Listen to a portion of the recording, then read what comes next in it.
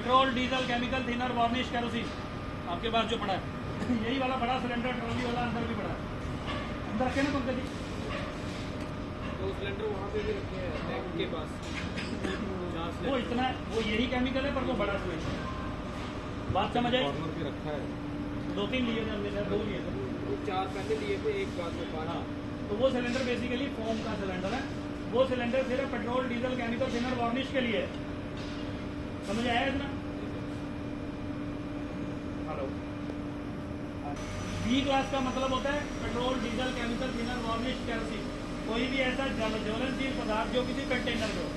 जैसे कि आपके यहाँ ड्रम में होता है थर्मोल या पिपो में होता है, ऐसे तो नहीं पड़ा हुआ ना।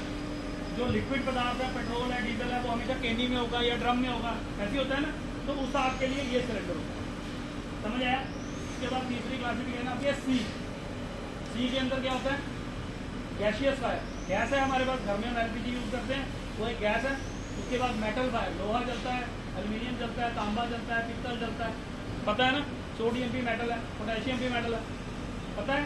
और उसके बाद इलेक्ट्रिक फायर, बिजली की कोई भी आग हो वो भी सी में आता है। यानी कि आग को हमने 3 भागों में बांट रखा है। पहला भाग ए में क्या होता है? जैसे कि गत्ता उता चलता होता है, लकड़ी, कागज, गत्ता, रुई, लकड़ी, प्लास्टिक, याद रख लेना ही चाहिए। बी में क्या होता है? इस पर लिखा है, आते जाते सिलेंडर पे कहीं पर भी पढ़ लेना, आपको पता चल जाएगा। Petrol, diesel, kerosene, chemical, thinner, varnish, paint, कोई भी ऐसी जो लिक्विड और जल सकती हो। और सी के अंदर एलपीजी जैसे गैस हो गया, मेटल हो गया, लोहा, कोई फर्नेस जल रही है, कुछ भी जल रहा है, और बिजली की फायर, इलेक्ट्रिक फायर, वो सी में आती है। अब ये अलग अलग तरह के सिलेंडर हैं, अलग अलग तरह की आपके लिए समझ आ गया। अगर कागज, गत्ता, रुई, लकड़ी, प्लास्टिक चल रहा है तो कौन सा सिलेंडर चलाएंगे? जिसमें सिर्फ ए लिखा हो। जिसमें ए नहीं है वो उसकी आपको नहीं बुझाएगा। बात समझ आएगी? अगर पेट्रोल, डीजल, केमिकल, थिनर चल रहा हो तो कौन सा चलाएंगे? ए बी लिखा हो या बी लिखा हो। ए वाला अकेला नहीं बुझाएगा उसको, बी लिखा होना चाहिए उसको, अकेला ए वाला नहीं बुझाएगा। समझ गए मेरी बात को? उसके बाद इलेक्ट्रिक फायर अगर हो तो क्या करना है? सी वाला, जिसमें सी लिखा हो, सी लिखा हो, बी लिखा हो, कुछ भी लिखा हो, मतलब जिसमें सी जरूर हो। बात समझ आ गई कि नहीं? इतनी बात समझ आई पंकज जी? इतनी बात सही है। अब इसके बाद क्या है, हमारे पास जो सिस्टम लगा है यहाँ पर, ये हाइड्रेंट सिस्टम है, ठीक है। ये हाइड्रेंट सिस्टम ऑटोमेशन पे चलता है। आपने देख लिया, वो पहले वाला जो पंप है वो डीजल का पंप है।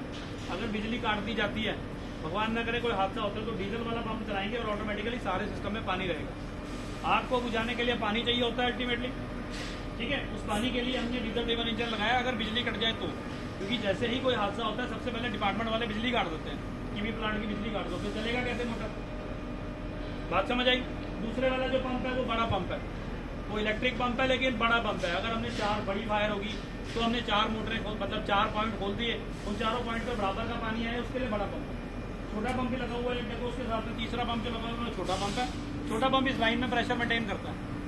आप कभी भी नलका खोलोगे तो उसमें पानी आएगा, वो काम है छोटे पंप का। इसके अलावा अंदर आपके छत पे लाल लाल पाइपलाइन गई हुई है, देखिए देखिए क्या चीज़ है वो पता है कि सिगा होगी तो वहाँ पे वो बल्ब अपने आप पिघल जाएगा। जब वो बल्ब पिघलेगा तो पानी अपने आप गिरना शुरू हो जाएगा। इसीलिए आपको बताया कि सिस्टम ऑटोमेशन पे आपके पास। बात समझ आई? इतनी बात समझ आई? अब वो स्प्रिंकलर सिस्टम को बंद करने के लिए हमने क्या करना है, हमने हर जगह मतलब जी आपने बताना है, इसको लोकेट करना है। हर के बाहर हमने एक वाल्व दिया हुआ है, नीचे वाल्व दिया, वो वाल्व आपने बंद करना है तो उतने प्लांट का पानी बंद हो जाएगा चलने के बाद। पास बुझ जाए उसके बाद, क्योंकि बंद तब तक नहीं होगा या तो टैंक खाली हो जाए या मोटर बंद करेंगे, दो ही काम होगा, क्योंकि सिस्टम ऑटोमेशन पे है। तो उसका बढ़िया तरीका है, वो वाल्व बंद कर दें तो स्प्रिंकलर नया स्प्रिंकलर बदला और फिर दोबारा वैसे ही हो जाएगा। उससे क्या होगा, अगर कोई हादसा होता है तो हमें खड़ने की जरूरत नहीं है, ऑटोमेटिकली आग बुझ जाएगी। क्योंकि आग का क्या होता है, आग बड़ी जल्दी से फैलती है और आपके पास तो है ही यहाँ पे बहुत ज्वलनशील पदार्थ, हमें तो उससे बचना है। बात समझ आई? इतनी बात समझ आई? तो बचने के लिए हमें सबसे ज्यादा जो जरूरी काम है वो यही है, अपनी सावधानी। ठीक है, अपनी सावधानी कैसे? हमने जितना भी काम अंदर करना है प्रिकॉशन से करना है। वैसे तो आपकी प्रॉपर सिक्योरिटी पे चेक होती है, बीड़ी, सिगरेट, माचिस का कोई भी ऐसा सामान हमें अंदर नहीं लेके जाना। कोई भी ऐसी चिंगारी जो ज्वाला या अग्नि पैदा करती है वो चीज़ हमें अंदर नहीं लेके जाना। मोबाइल चलाओ ना जी, मोबाइल चलाओ ना, मोबाइल में भी स्पार्क पैदा होता है, मोबाइल अंदर कंपनी में नहीं लेके जाने, आप थर्मोल यूज़ कर रहे हैं। बात समझ आई? उसके बाद जो जितना भी हमारे पास यहाँ केमिकल यूज होता है, मैंने आपको ये एक्सटिंग्विशर्स बताया, ये एक्सटिंग्विशर जो बेसिकली फर्स्ट एड वाले हैं। फर्स्ट एड मतलब जब हमें कोई चोट लगती है सबसे पहले हम घर में क्या करते हैं, अपने आप मरहम पट्टी करते हैं, फिर जाते हैं डॉक्टर के पास। तो ये फायर एक्सटिंग्विशर्स है, ये मरहम पट्टी है। अगर हमें लगता है कि कोई छोटी सी हादसा हुआ जिसको हम हाथ से नहीं बुझा सकते तो हम ये सिलेंडर लेंगे और इससे हम आग बुझाते हैं। लेकिन अगर हमें लगता है कोई बड़ा हादसा है तो सिस्टम ऑटोमेशन पे है हमारा।